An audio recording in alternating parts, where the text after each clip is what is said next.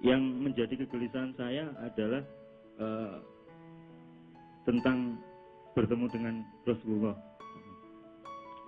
Jadi di beberapa literatur yang saya baca itu siapa yang bertemu Rasulullah lewat mimpi berarti dia juga bertemu dalam kondisi nyata. Cuman saya nggak tahu ini literaturnya sahih atau enggak, saya juga nggak paham. Cuman yang saya alami adalah sebuah kejadian yang bukan dalam tidur dan tidak dalam terjaga, tapi setengah sadar ibaratnya. Tapi juga nggak dalam kondisi sakit, dalam kondisi saya sedang habis sholat, nggak tahu kenapa tiba-tiba pengen sholawatan aja, dan saya buka dengan innallaha wa malaikatahu yusholluna 'alan nabi ya ayyuhalladzina amanu shollu 'alaihi wa sallimu taslima. Lalu saya sambung dengan assalamualaikum ayyuhan nabiyyu wa rahmatullahi wa barakatuh. Nah pada saat itu nggak tahu, kayak hilang kesadaran, tiba-tiba kayak orang tidur tapi telinga, semua anggota badan itu merasa sadar. Dan di situ ada beberapa rombongan, dan yang satu itu sosok yang sangat menawan, dan saya nggak bisa menceritakan seperti apa. Tapi tidak sama dengan literatur yang saya baca. Kalau yang saya baca itu orangnya berjenggot, itu enggak. Jadi wajahnya benar-benar Masya Allah. Nah, yang jadi pertanyaan saya, apakah ini benar atau hanya kerjaannya kerucuk-kerucuk setan yang pengen menanamkan iwaswisu fisudurinas itu, Bang. Jadi selama ini saya nggak tahu harus nanya ke siapa. Jadi saya kok lihat insya Allah mungkin lewat Mayahan dan melalui Mbah Nun, apa yang saya tanyakan insya Allah bisa terjawab. Demikian. Assalamualaikum warahmatullahi wabarakatuh. Jadi ada seorang kiai di Jawa Tengah buat telepon saya. Latar belakangnya kiai ini adalah murid Syekh Alwi bin Muhammad di Mekah, dari santri yang pertama zaman dulu.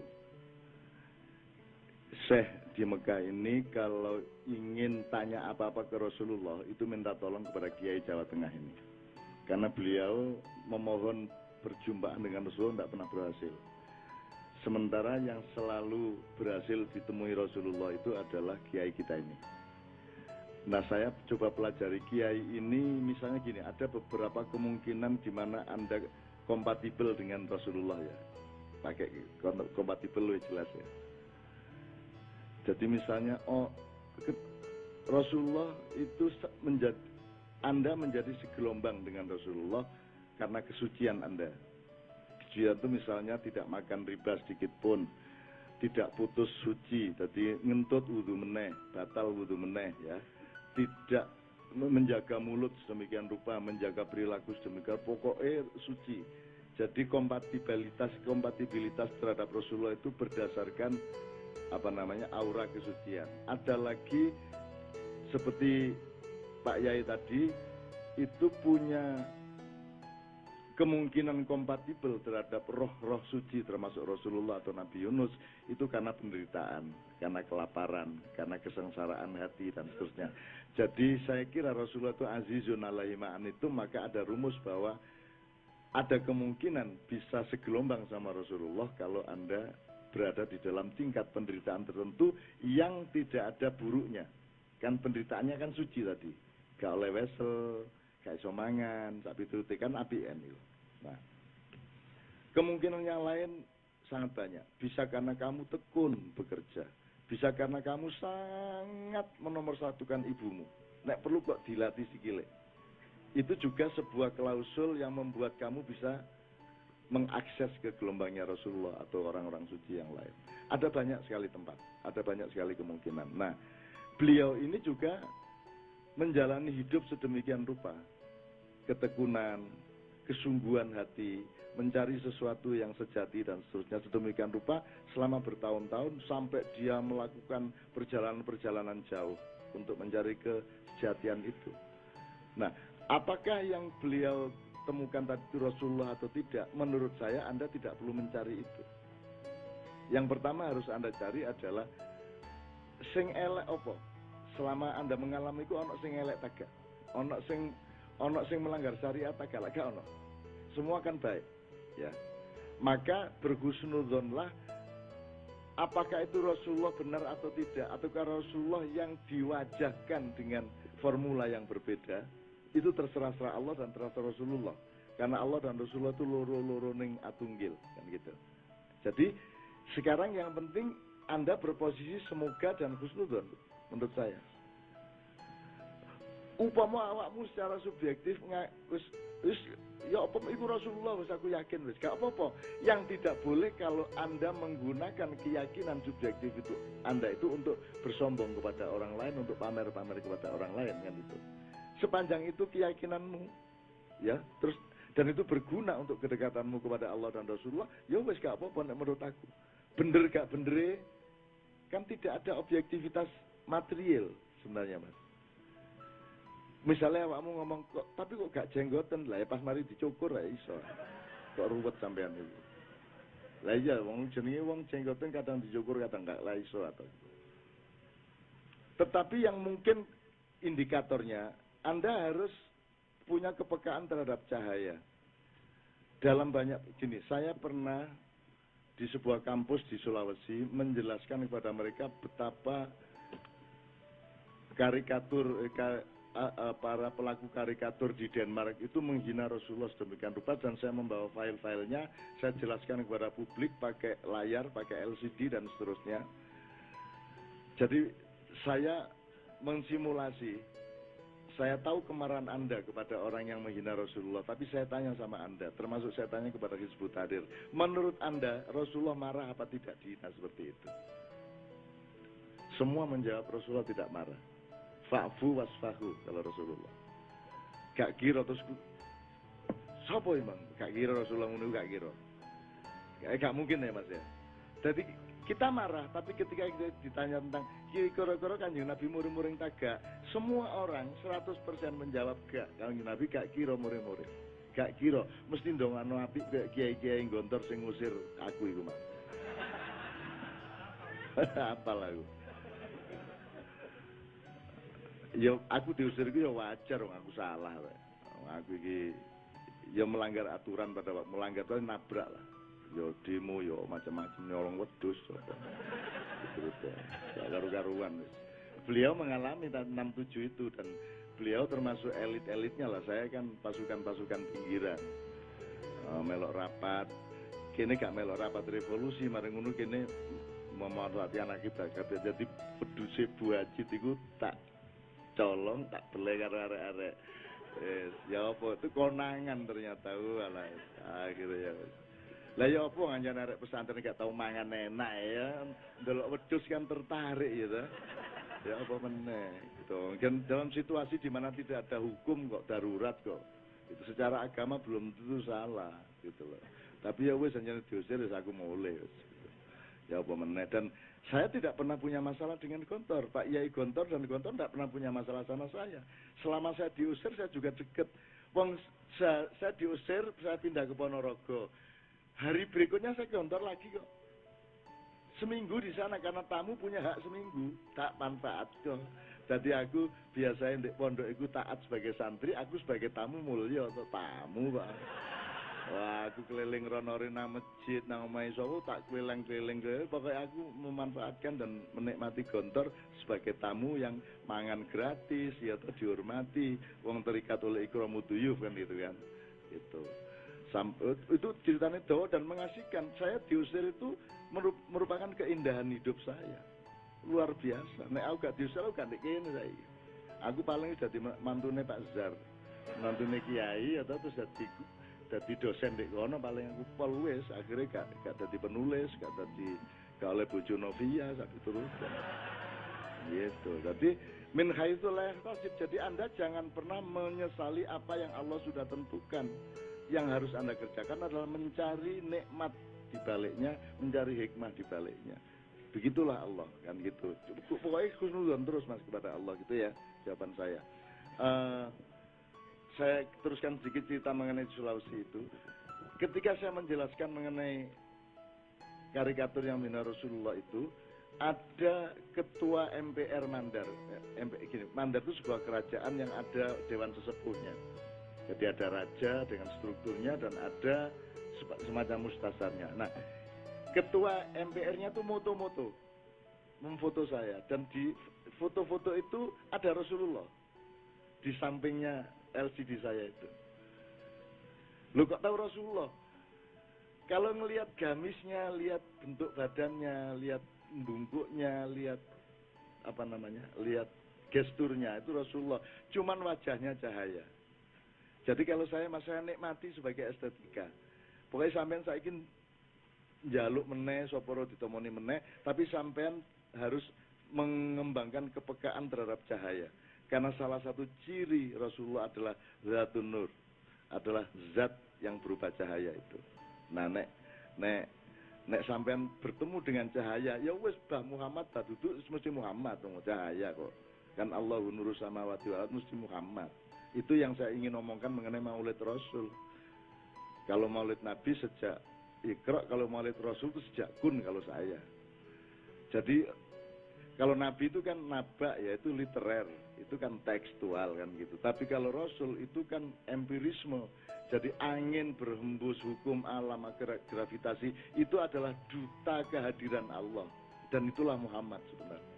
Jadi Muhammad itu sudah sejak awal, maka disebut Nur Muhammad itu. Sudah sejak Kun, maka berlangsunglah Muhammad. Seluruhnya itu Muhammad. Jadi kalau Maulidu Nuri Rasulillah Muhammad SAW itu kapan saja bisa kita selenggarakan. Nah, ini pemahaman ini yang tidak pernah berkembang di Islam. Nek sampean Maulid Nabi itu, nek syahadat itu, syahadatan itu hanya pasca Muhammad, sakno Nabi Musa. Syahadatnya ya apa? Masa la ilaha illallah ngono tok. Masa Adam tidak mengakui Muhammad sebagai Rasul. Maka pengertian Rasul beda dengan pengertian Nabi. Rasul itu jauh lebih senior, jauh lebih tua, dan jauh lebih hakiki di awal penciptaan Allah dulu. Iku interpretasiku ojo terus dianggap iku ajaran. Aku mikirin ngono iku. Muga-muga bener wong kan eleke apa sih eleke sire gitu loh. Nah, awakmu ojo terus kok gawa rono-rono. Enggak ngene rek, ojo ngono. Gaen dhewe gitu loh. Kayak Jafat nang lho digawe dhewe. Ya apa sih Jafat nang soal apa sing itu dilangsungkan sendiri di dalam dirinya, tidak perlu digawe nyalah-nyalahno wong kan gitu. Juga tidak perlu bener-bener awakmu nyalah-nyalahno wong liya, gak perlu begitu. Jadi kita harus punya puasa dalam hidup kita. Kita harus punya ketahanan untuk berhasia. Kita harus thariqah, kita harus tirakat, kita harus riyadhah kan begitu. Oke, kira-kira ngono ya Mas, ya muga-muga puas Mas ya.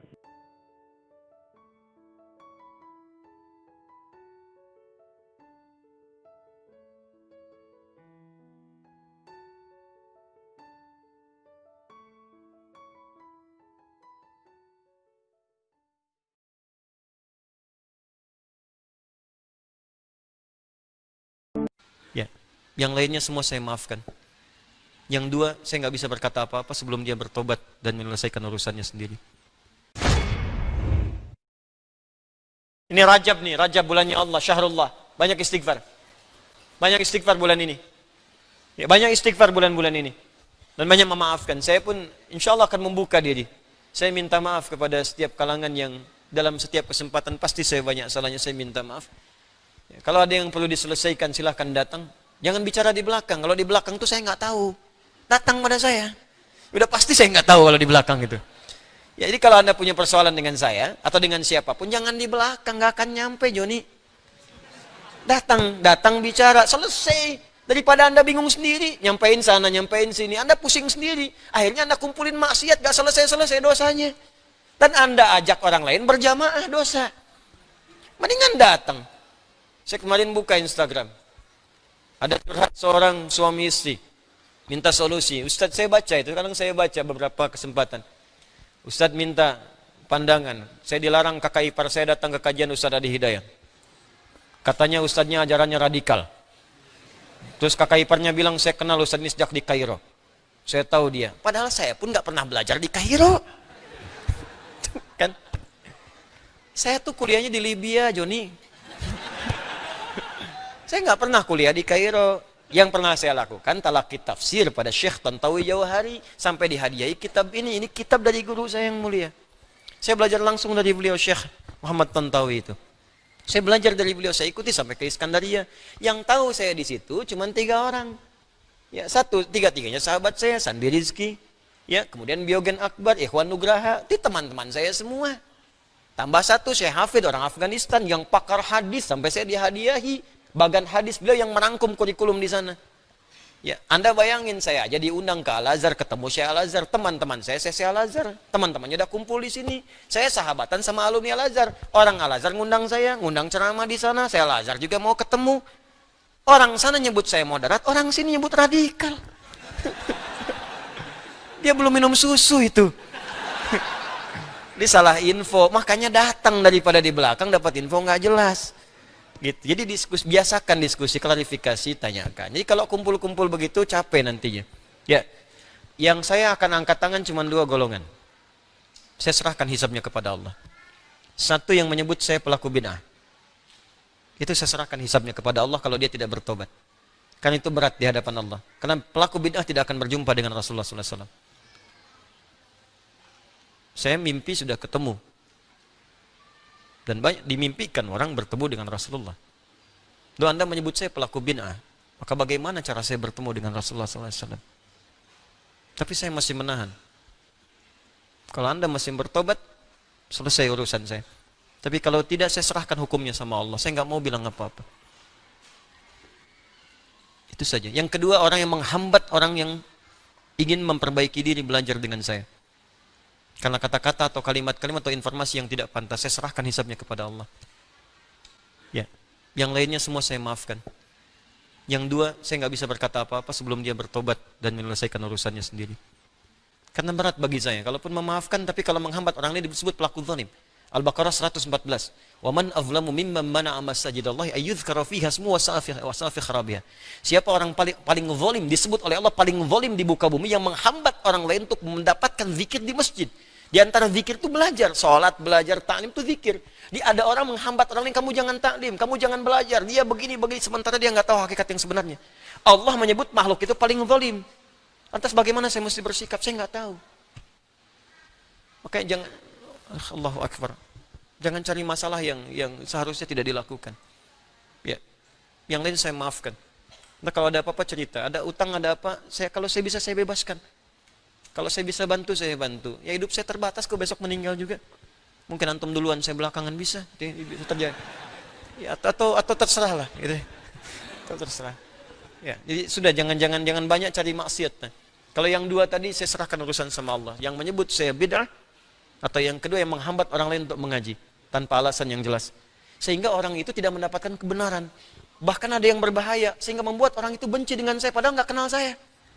Coba Anda kebayang nggak? Kalau Anda kenal, Anda benci, mungkin ada persoalan. Anda nggak kenal, Anda benci. Kebayang nggak? Yang paling bahaya itu kan paling bahaya. Anda nggak kenal setan, difasilitasi. Anda nggak kenal saya, dibenci. Kan perbedaannya jauh. Bayangkan Nabi Musa saja, Nabi, Rasul, ya kenal Fir'aun, makhluk paling zalim. Fir'aun tuh ustad bukan, ngaku Tuhan, hobi bunuh orang. Diperintahkan Musa berdakwah kepada Fir'aun, berkata dengan lembut, faqula lahu qawlan layyina. Anda Nabi bukan, Rasul bukan, surga belum jelas, amalan berantakan, hisab menegangkan. Ya berdakwah kepada saya yang bukan Fir'aun. Saya nggak pernah bunuh orang sampai sekarang. Mabuk nggak pernah, apalagi ngaku Tuhan. Terus tiba-tiba Anda mencela saya, Anda siapa? Allahu, Allahu, Allahu, Allah.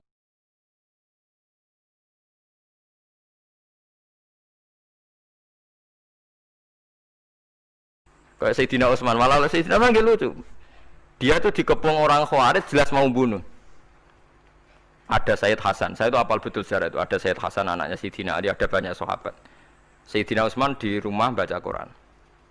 Sekitar cara saniki sekitar duhur akhir.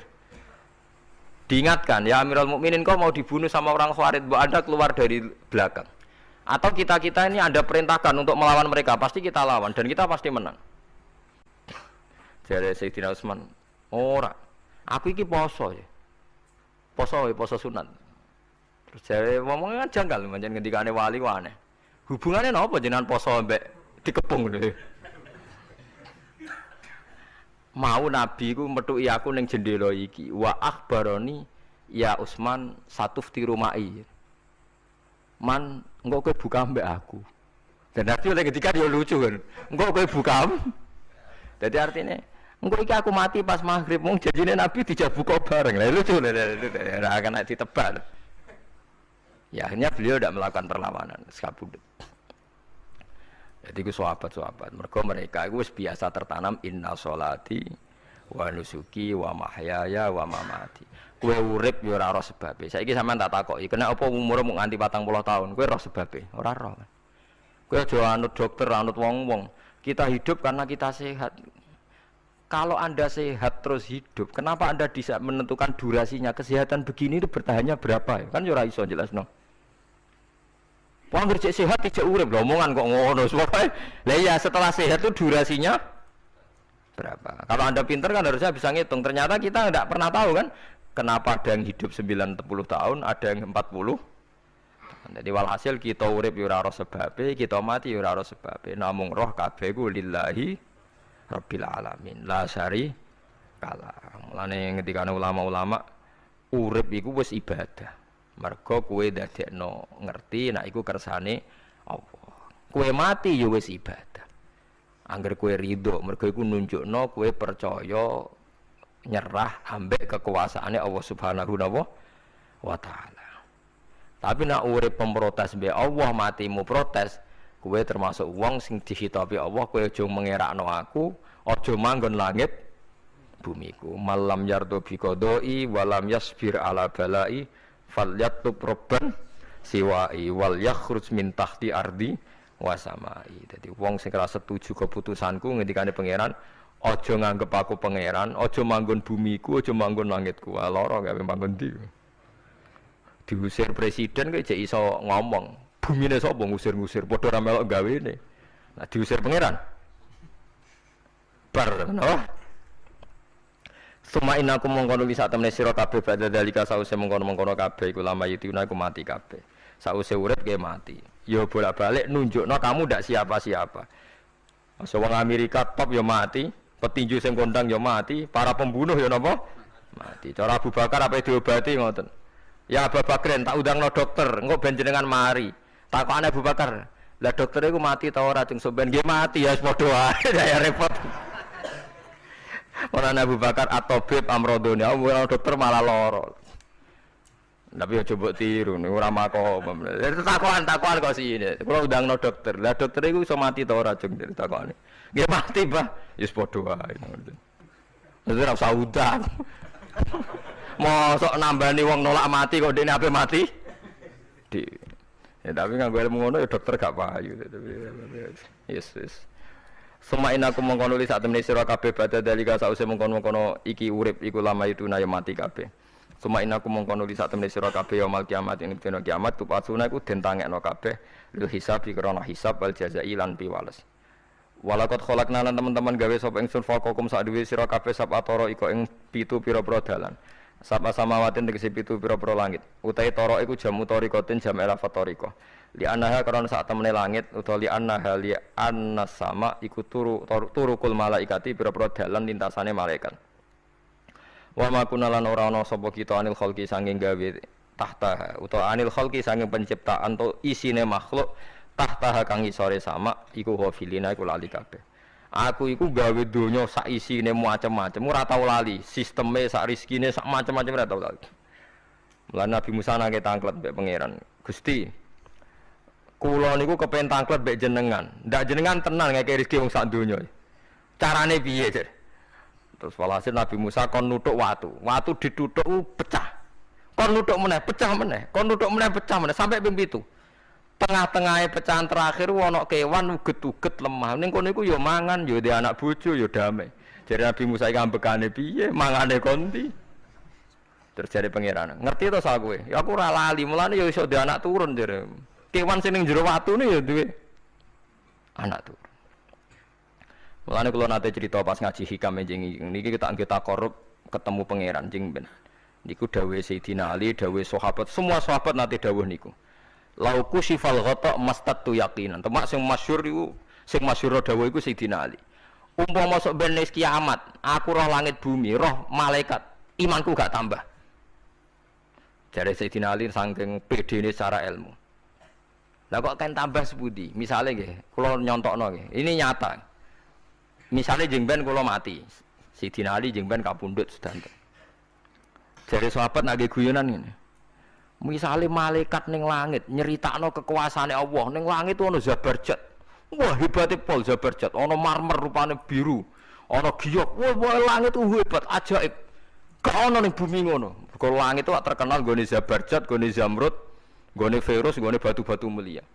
Jare sahabat, niki sahabat Sayyidina Ali.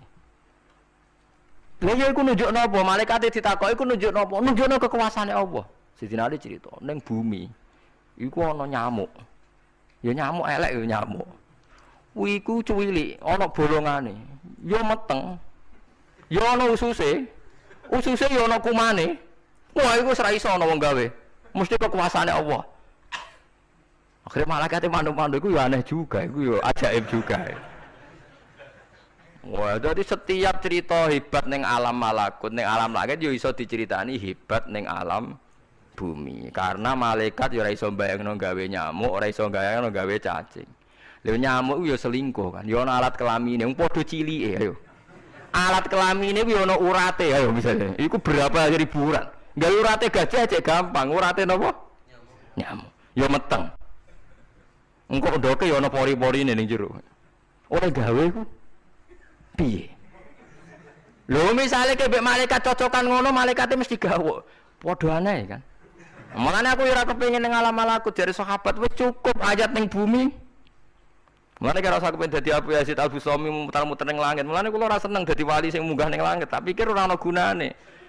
Mergo munggah ning langit ya delok kekuasaane Allah, ning bumi ya delok kekuasaane Allah. Mulane dari Sayyidina Ali, lah aku nek didudon alam malakut, imanku ya ora tambah. Ono sahabat takok, "Lah maksud ora tambah piye wong tambah akeh?" Ndak ra padha wae, kabeh gelaran rahmate Allah, kekuasaane Allah. Mbok diterangno nganti mati kesimpulane ya sita. Innallaha ala kulli syai'in qadir dari Sayyidina Ali. Mulane lauku sifal ghata mastatu yakinan, mbok donya dibuka keyakinanku ya ora tambah. Lha disebut ya.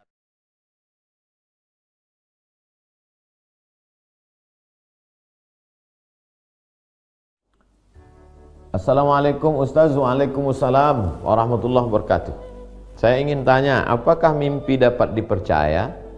Mimpi 3. Pertama, ilham, dikirim oleh Allah melalui malaikat. Yang kedua, waswasatus syayatin, bisikan setan. Makanya sebelum tidur, bismika Allahumma ahya wa amut.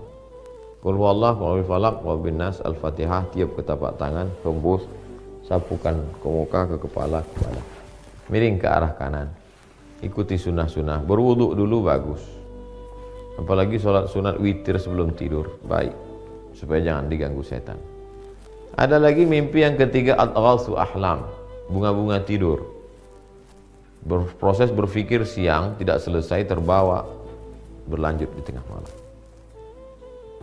Bagaimana membedakan mimpi itu datangnya dari Allah atau dari setan? Mimpi yang menakutkan, mimpi tidak baik, maka ketika itu langsung baca ta'awuz, bertiup ke sebelah kiri dengan sedikit air ludah.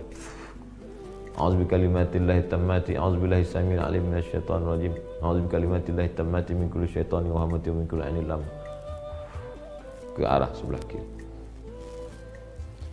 Kalau mimpinya baik, mimpi ke Makkah, mimpi berjumpa ulama, mimpi melihat taman yang indah, ada kitab khusus tentang takwil mimpi ditulis oleh Imam Ibnu Sirin, namanya Tafsir Ahlam, takwil mimpi.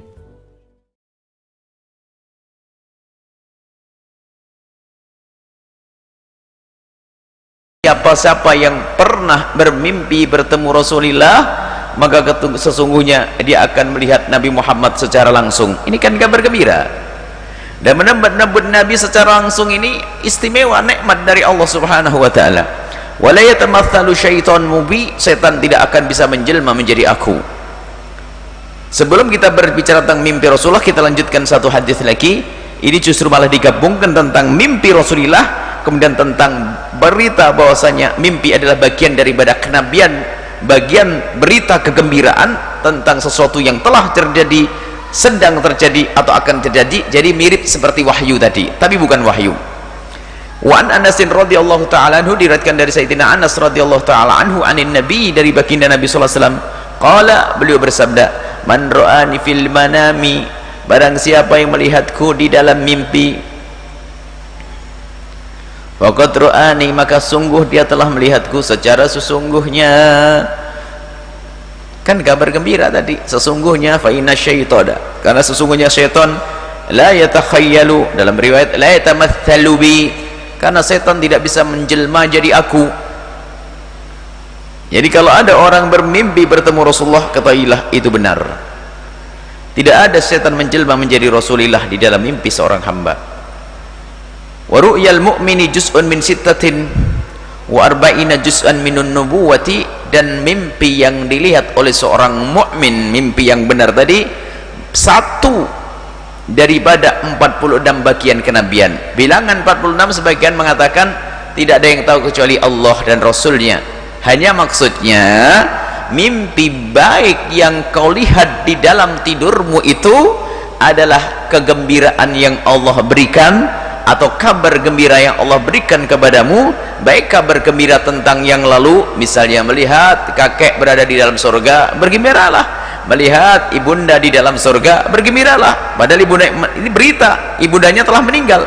Atau bermimpi bertemu Rasulullah, atau bermimpi dalam mimpinya dia punya keturunan yang alim dalam cerita mimpinya, itu kabar gembira. Dari sisi inilah disebut seperti kenabian.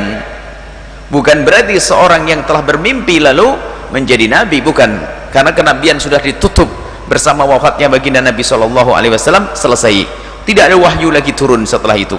Yang mengaku bahwasanya dia mendapatkan wahyu telah berdusta, bahkan dikatakan keluar daripada syariat Nabi SAW. Sedikit tentang mimpi ketemu Rasulullah, hal yang amat besar, agung, mulia. Siapa-siapa yang diberi oleh Allah mimpi, bergembiralah, kan itu ru'yah solehah. Mimpi ketemu orang soleh, mimpi ketemu wali, mimpi ketemu guru mulia adalah kabar baik.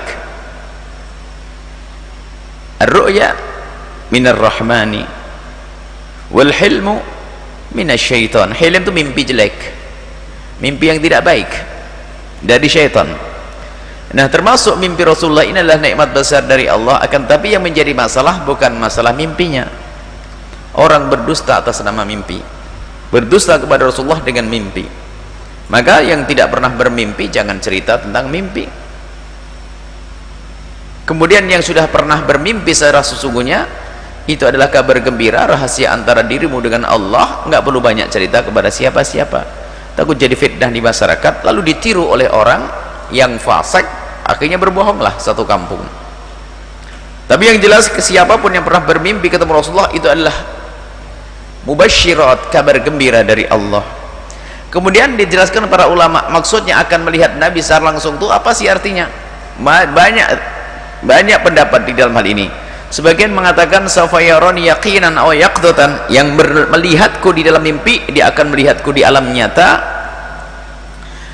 Yang sebagian mengatakan bahasanya dia akan dipertemukan khusus nanti dengan Rasulullah di surga nanti.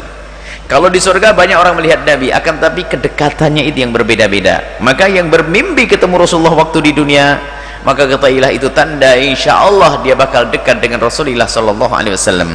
Sebagian lagi mengatakan bahwa yang bermimpi ketemu Rasulullah saat ini di dunia, maka ketahuilah dia tidak akan mati kecuali dipertemukan Rasulullah di alam nyata. Sebagian mengingkari bertemu Rasulullah di alam nyata. Sebagian mengingkari bertemu Rasulullah di alam nyata karena Rasulullah sudah wafat. Akan tapi ketahuilah dalam kaidah karamah, seperti kaidah mukjizat, karamat bagi umat Nabi Muhammad itu adalah seperti mukjizatnya Nabi Muhammad. Dalam kisah mukjizatnya baginda Nabi, anda pun masih ingat bagaimana perjalanan baginda Nabi di dalam Isra Mi'raj. Beliau bertemu dengan siapa?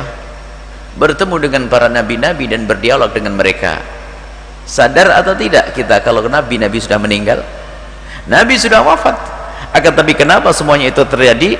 Karamah, mukjizat bagi Nabi sallallahu alaihi wasallam. Maka bagi hamba-hamba Allah umat Nabi Muhammad, kalau sudah namanya karamah, mungkin untuk bisa bertemu dengan Nabi biarpun sudah wafat, nabi-nabi yang lain sudah wafat, tapi karamah seperti Nabi berdialog dengan Nabi Musa yang sudah wafat, Nabi berdialog dengan Nabi Adam yang sudah wafat. Kenapa itu semua terjadi? Itu bab mukjizat, tapi bagi pengikut Nabi Muhammad namanya karamah. Maka sebagian menafsiri bahwasanya siapapun yang pernah bermimpi ketemu Rasulullah, maka hendaknya dijaga mimpi itu, karena itu kebaikan yang Allah berikan dan bisa dicabut suatu ketika kalau tidak disyukuri dengan benar. Sama nikmat.